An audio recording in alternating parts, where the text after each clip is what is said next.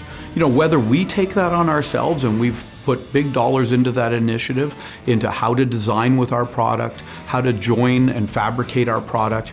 We know that some of that's going to go to our competition, but again, rising tide floats all boats. It's about making the whole industry more accessible, more affordable to use.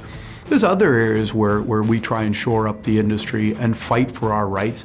One is lobbying. Lobbying efforts as to using domestic product, lobbying efforts into keeping illegally dumped imports out of our market.